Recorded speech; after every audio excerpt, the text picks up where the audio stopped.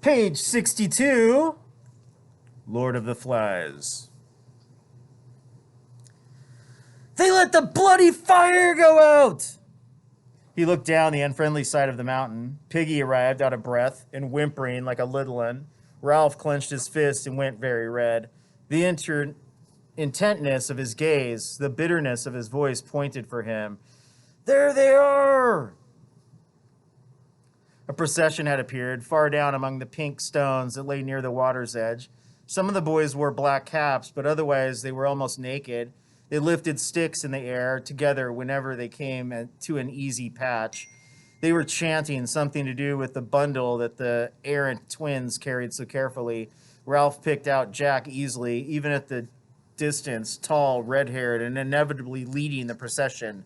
Simon looked now from Ralph to Jack, as he had looked from Ralph to the horizon, and what he saw seemed to make him afraid.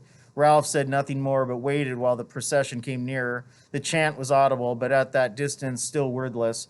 Behind Jack walked the twins carrying a great stake on their shoulders. The gutted carcass of a pig swung from the stake, swinging heavily as the twins toiled over the uneven ground. The pig's head hung down and gaping neck and seemed to search for something on the ground.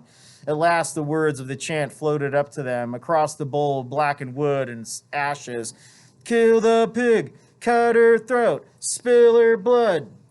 Yet the words became audible. The procession reached the steepest part of the mountain, and in a minute or two the chant had died away. Piggy sniveled, and Simon shushed him quickly, as though he had spoken too loudly at church. Jack, his face smeared with clay, reached the top first and hailed Ralph excitedly with lifted spear. Look, we've killed a pig! We stole up on them! We got in a circle! Voices broke in from the hunters. We got in a circle! We crept up! The pig squealed! The twins stood with the pig swinging between them, dropping black gouts on the rock. They seemed to share one wide, ecstatic grin. Jack had too many things to tell Ralph at once. Instead, he danced a step or two, then remembered his dignity and stood still, grinning. He noticed he noticed blood on his hands and grimaced distastefully, looked for something on which to clean them, then wiped them on his shorts and laughed. Ralph spoke. You let the fire go out. Jack checked, vaguely, irritated by this irrelevance, but too happy to let it worry him. We can light the fire again. You should have been with us, Ralph. We had a smashing time. The twins got knocked over. We hit the pig. I fell on top. I cut the pig's throat, said Jack, proudly, and yet twitched as he said it. Can I borrow yours, Ralph, to make a nick in the hilt? So to make a nick in the hilt, you're doing a tally mark for your kills. The boys chattered and danced. The twins continued to grin. There was lashings of blood, said Jack, laughing and shuddering. You should have seen it. We'll go hunting every day. Ralph spoke again, hoarsely. He had not moved. You let the fire go out. This repetition made Jack uneasy. He looked at the twins and then back at Ralph. We had to have them in the hunt, he said, or there wouldn't have been enough for a ring. He flushed, conscious of a fault. The fire's only been out an hour or two. We can light up again. He noticed Ralph's scarred nakedness and the somber silence of all four of them. He sought, charitable in his happiness, to include them in the thing that had happened. His mind was crowded with memories of the knowledge that had come to them when they closed in on the struggling pig.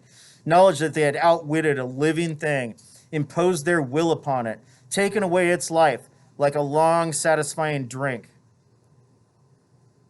He spread his arms wide. You should have seen the blood.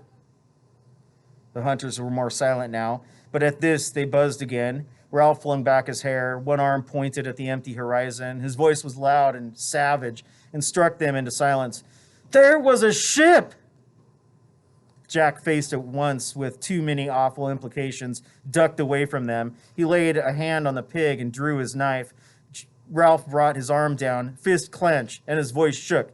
There was a ship out there. You said you'd keep the fire going, and you let it out. He took a step toward Jack, turned and faced him. They might have seen us. We might have gone home.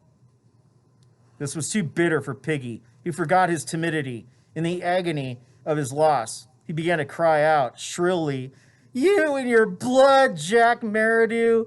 You and your hunting. We might have gone home. Ralph pushed Piggy to one side. I was chief, and you were going to do what I said. You talk, but you can't even build huts.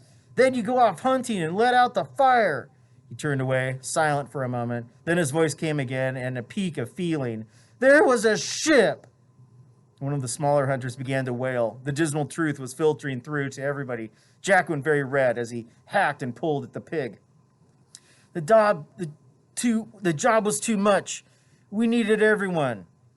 Ralph turned. You could have had everyone when the shelters were finished, but you had to hunt. We needed meat. Jack stood up as he said this, the bloodied knife in his hand. The two boys faced each other. There was the brilliant world of hunting, tactics, fierce exhilaration, skill, and there was the world of longing and baffled common sense. Jack transferred the knife to his left hand and smudged blood over his forehead as he pushed down the plastered hair. Piggy began again. You didn't ought to have let that fire out. You said you'd keep the smoke going. This from Piggy and the wails of agreement from some of the hunters drove Jack to violence. The bolting look came into his blue eyes. He took a step, and able at last to hit someone, stuck his fist into Piggy's stomach. Piggy sat down with a grunt. Jack stood over him. His voice was vicious with humiliation. You would you, fatty? Ralph made a step forward, and Jack smacked Piggy's head. Piggy's glasses flew off and tinkled on the rocks. Piggy cried out in terror, My specs! He went crouching and feeling over the rocks, but Simon, who got there first, found them for him. Passions beat about Simon on the mountaintop with awful wings. One side's broken. Piggy grabbed and put on the glasses. He looked malevolently at Jack. Malevolence? So vicious, mean, cruel. I gotta have them specs. Now I only got one eye. You wait, just you wait. Jack made a move toward Piggy, who scrambled away till a great rock lay between them. He thrust his head over the top and glared at Jack through his one flashing glass. Now I only got one eye. Just you wait. Jack mimicked the whine and scramble. Just you wait. Meh, meh, meh. Piggy and the parody were so funny that the hunters began to laugh. Jack felt encouraged. He went on scrambling, and the laughter rose to a gale of hysteria. Unwillingly, Ralph felt his lips twitch. He was angry with himself for giving way. Oh, so even Ralph is snickering now. He muttered, That was a dirty trick. Jack broke out of his gyration and stood facing Ralph. His words came in a shout. All right, all right. He looked at Piggy, at the hunters, at Ralph. I'm sorry about the fire. I mean, He drew himself up. I apologize. The buzz from the hunters was one of admiration at this handsome behavior. Clearly, they were of the opinion that Jack had done the decent thing, had put himself in the right by his generous apology, and Ralph obscurely in the wrong. They waited for an appropriately decent answer. Yet Ralph's throat refused to pass one. He resented, as an addition to Jack's misbehavior, this verbal trick. The fire was dead. The ship was gone. Could they not see? Anger instead of decency passed his throat. That was a dirty trick. They were silent on the mountaintop while the opaque look appeared in Jack's eyes and passed away. So Jack gets the crazy eyes when he's about to be violent, and that's the opaque look. So opaque, you cannot see through it. So it's like it is the opposite of clarity. Ralph's final word was an ungracious mutter. All right, light the fire. With some positive action before them, a little of the tension died. Ralph said no more, did nothing, stood looking down at the ashes around his feet. Jack was loud and active. He gave orders, sang, whistled, threw remarks at the silent Ralph, remarks that did not need an answer, and therefore could not invite a snub. And still Ralph was silent. No one, not even Jack, would ask him to move, and in the end, they had to build the fire 3 yards away and in a place not really as convenient. So Ralph asserted his chieftainship and could not have chosen a better way if he had thought for days. Against this weapon so indefinable and so effective, Jack was powerless and raged without knowing why. By the time the pile was built, they were on different sides of a high barrier. So the barrier is not just the fire, it's communication and relationship barrier. When they had dealt with the fire, another crisis arose. Jack had no means of lighting it. Then, to his surprise, Ralph went to Piggy and took the glasses from him. Not even Ralph knew how a link between him and Jack had been snapped and fastened elsewhere. I'll bring him back.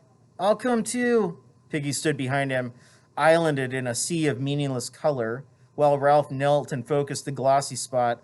Instantly, the fire was alight. Piggy held out his hands and grabbed the glasses back. Before these fantastically attractive flowers of violet and red and yellow, unkindness melted away. They became a circle of boys around a campfire, and even Piggy and Ralph were half drawn in. Soon, some of the boys were rushing down the slope for more wood while Jack hacked the pig. They tried holding the carcass on a stake over the fire, but the stake burnt more quickly than the pig roasted. In the end, they skewered bits of meat on branches and held them in the flames, and even then, almost as much boy was roasted as meat. Ralph's mouth watered. He meant to refuse meat, but his past diet of fruit and nuts, with an odd crab or fish, gave him too little resistance. He accepted a piece of half-raw meat and gnawed it like a wolf. Piggy spoke, almost dribbling. Aren't I having none? Jack had meant to leave him in doubt, as an assertion of power, but Piggy, by advertising his omission, made more cruelty necessary. You didn't hunt. No more did Ralph, said Piggy wetly, nor Simon. He amplified. There isn't more than a ha'porth of meat in a crab. I have no idea what ha'porth means, but it sounds like a little bit. Ralph stirred uneasily. Simon, sitting between the twins and Piggy, wiped his mouth and shoved his piece of meat over the rocks to Piggy, who grabbed it. The twins giggled, and Simon lowered his face in shame. Then Jack leapt to his feet, slashed off a great hunk of meat, and flung it down at Simon's feet. Eat, damn you! He glared at Simon. Take it! He spun on his heel, center of a bewildered circle of boys. I got you meat! Numberless and inexpressible frustrations combined to make his rage elemental and awe-inspiring. I painted my face. I stole up. Now you eat, all of you, and I... Slowly, the silence on the mountaintop deepened till the click of the fire and the soft hiss of roasting meat could be heard clearly. Jack looked round for understanding, but found only respect. Ralph stood among the ashes of the signal fire, his hands full of meat, saying nothing. Then at last Maurice broke the silence. He changed the subject to the only one that could bring the majority of them together. Where did you find the pig? Roger pointed down the unfriendly side. They were there, by the sea. Jack, recovering, could not bear to have his story told. He broke in quickly. We spread round. I crept on hands and knees. The spears fell out because they hadn't barbs on. The pig ran away and made an awful noise. It turned back and ran into the circle, bleeding. All the boys were talking at once, relieved and excited. We closed in. The first blow had paralyzed its hindquarters, so then the circle could close in and beat and beat. I cut the pig's throat. The twins, still sharing their identical grin, jumped up and ran round each other. Then the rest joined in, making pig-dying noises and shouting. One for his knob! Give him a fourpenny one! Then Maurice pretended to be the pig and ran squealing into the center, and the hunters, circling still, pretended to beat him. As they danced, they sang, Kill the pig, cut her throat, bash her in. Ralph watched them, envious and resentful. Not till they flagged and chant died away did he speak. I'm calling an assembly. One by one they halted and stood watching him. With the conch, I'm calling a meeting, even if we have to go on into the dark. Down on the platform. When I blow it, now. He turned away and walked off down the mountain. So a couple things. Who knows the best way to cook a pig? Banana leaves, wrap it, bury it, build the fire on top of it. It takes about 8 hours.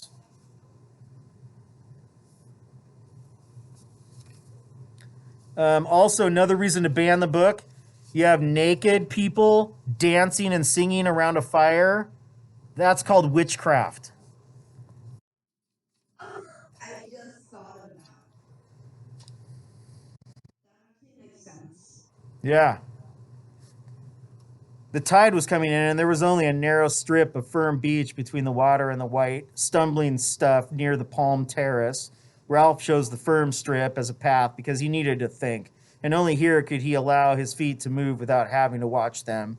Suddenly, pacing by the water, he was overcome with astonishment. He found himself understanding the wearisomeness of his life, where every path was an improvisation and a considerable part of one's waking life was spent watching one's feet. He stopped, facing the strip, and remembering that first enthusiastic exploration as though it were part of a brighter childhood, he smiled jeeringly. Remember that first time they walked up the mountain and that was a part of a brighter childhood?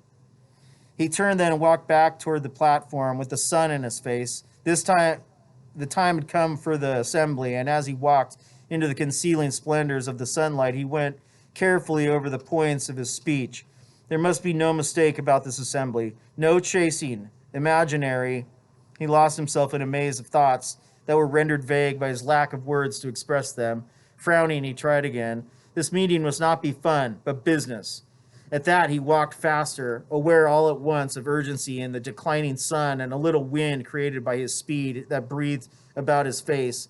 This wind pressed his gray shirt against his chest so that he noticed, in this new mood of comprehension, how the folds were stiff like cardboard and unpleasant. Noticed, too, how the frayed edges of his shorts were making an uncomfortable pink area on the front of his thighs. With a convulsion of the mind, Ralph discovered dirt and decay, understood how much he disliked perpetually flicking the tangled hair out of his eyes, and at last, when the sun was gone, rolling noisily to rest among dry leaves, at that he began to trot. The beach near the bathing pool was dotted with groups of boys waiting for the assembly. They made way for him silently, conscious of his grim mood and the fault at the fire.